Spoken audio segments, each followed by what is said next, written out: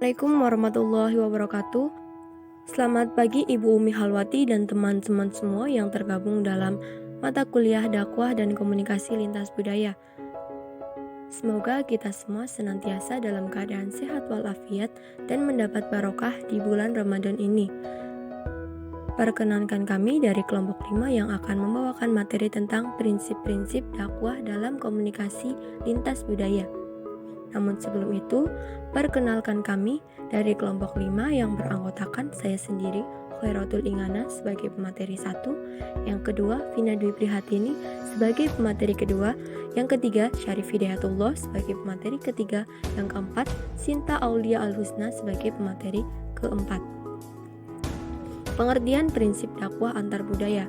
Prinsip dakwah antar budaya merupakan sesuatu yang menjadi pegangan atau menjadi dasar berpikir dan bertindak dalam merealisasikan dakwah dengan mempertimbangkan aspek budaya dan keragamannya ketika berinteraksi dengan majmu sesuai perkembangan masyarakat. Mayoritas atau hampir semua manusia menyadari bahwa keragaman dan perbedaan merupakan sesuatu yang harus diterima dan dihadapi. Walaupun terkadang sikap yang kurang tepat terhadap keragaman yang ada sering menjadi sumber konflik. Oleh karenanya, manusia dituntut untuk mencari titik-titik tertentu yang memungkinkan adanya titik temu dalam bentuk kebersamaan sehingga terbuka peluang untuk tumbuhnya sikap toleran dalam menyikapi pluralitas. Dengan demikian, penghayatan dan pengalaman agama yang benar merupakan daya tangkal paling ampuh terhadap provokasi konflik antar agama, etnis, dan budaya. Pengalaman agama dalam masyarakat unsur budaya dapat tumbuh dan berkembang melalui dakwah dengan mempertimbangkan aspek budaya. Adapun prinsip dakwah di tengah masyarakat berbagai budaya, yakni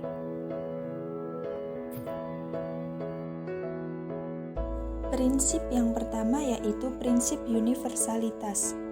Universalitas dakwah di sini bahwa objek dakwah Islam adalah semua manusia tanpa mengenal batasan budaya, etnis, dan sebagainya.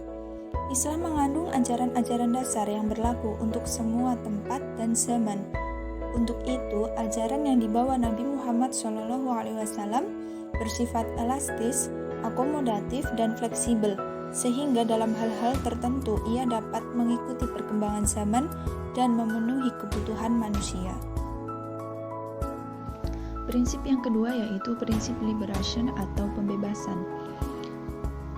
Pembebasan di sini memiliki dua arti, yaitu yang pertama, bagi dai yang melaksanakan tugas dakwah harus bebas dari segala macam teror yang mengancam keselamatannya. Terbebas dari segala kekurangan materi untuk menghindari fitnah yang merusak citra dai, dan harus benar-benar yakin bahwa kebenaran ini hasil penilaiannya sendiri. Yang kedua, kebebasan terhadap matmu untuk tidak ada paksaan dalam agama. Seperti dalam Quran Surah Al-Baqarah ayat 256 yang artinya tidak ada paksaan dalam menganut agama Islam. Sesungguhnya telah jelas perbedaan antara jalan yang benar dengan jalan yang sesat. Barang siapa ingkar kepada tauhid dan beriman kepada Allah, maka sungguh dia telah berpegang teguh pada tali yang sangat kuat yang tidak akan putus. Allah Maha Mendengar, Maha Mengetahui.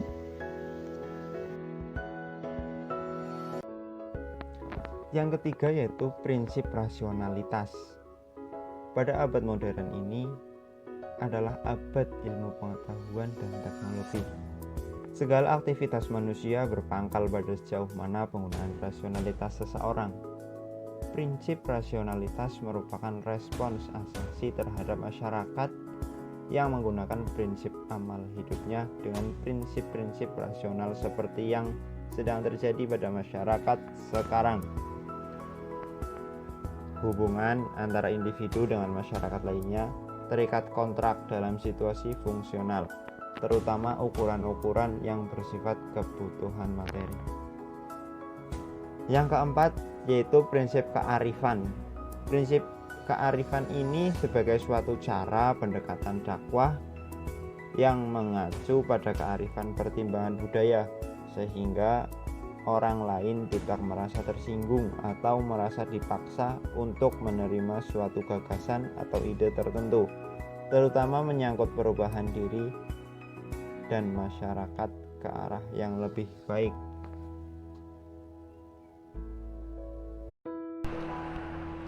Yang kelima, prinsip penegakan etika. Prinsip penegakan etika atas dasar kearifan budaya yang mengacu pada pemikiran teologi Qur'ani, yaitu prinsip moral dan etik yang diturunkan dari isyarat Al-Quran dan Sunnah tentang nilai baik dan buruk, tentang keharusan perilaku etika melaksanakan dakwah Islam, termasuk di dalamnya dakwah antar budaya. Dalam Quran Surat Ali Imran ayat 159 yang artinya, maka disebabkan rahmat dari Allah lah kamu berlaku lemah lembut terhadap mereka.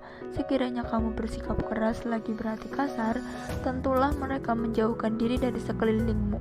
Karena itu maafkanlah mereka, mohonkan ampun bagi mereka, dan bermusyawarahlah dengan mereka dalam urusan itu. Kemudian apabila kamu telah membulatkan tekad, maka tawakallah kepada Allah, sesungguhnya Allah menyukai orang-orang yang bertawakal kepadanya. Ayat tersebut menunjukkan keharusan penegakan etika dalam dakwah, termasuk dakwah pada masyarakat antar budaya, dan untuk aplikasinya sebagai berikut. Yang pertama yaitu menumbuhkan kasih sayang, yang kedua sikap layyinah atau membuka kelembutan hati, yang ketiga saling memaafkan kekeliruan interaksi dengan memproporsikan perilaku yang bertentangan dengan kebiasaan dalam posisi manusiawi, yang keempat istighfar atau memohon ampunan kepada Allah, yang kelima selalu mengupayakan musyawarah dalam segala urusan, terutama menyangkut urusan sosial, yang keenam tindakan pengambilan keputusan yang efektif dan efisien, dan yang terakhir yaitu sikap tawakal atau penyerahan total diri.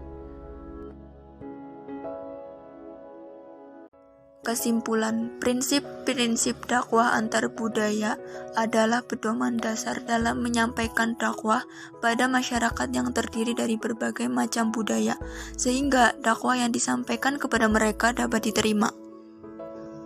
Pluralitas budaya adalah merupakan keniscayaan yang tidak bisa dielakkan. Perbedaan yang ada dalam kehidupan manusia, seperti perbedaan budaya, bukan menjadi penghalang dalam pelaksanaan dakwah, bahkan bisa menjadi bahan materi dakwah dengan mengupayakan agar budaya yang berkembang di tengah-tengah masyarakat tidak bertentangan dengan nilai-nilai Islam, dengan berpedoman pada prinsip-prinsip dakwah yang telah diuraikan. Cukup sekian materi yang dapat kami sampaikan. Selanjutnya kita berdiskusi di WhatsApp group. Kurang lebihnya kami mohon maaf. Wabillahi taufiq wal hidayah. Wassalamualaikum warahmatullahi wabarakatuh.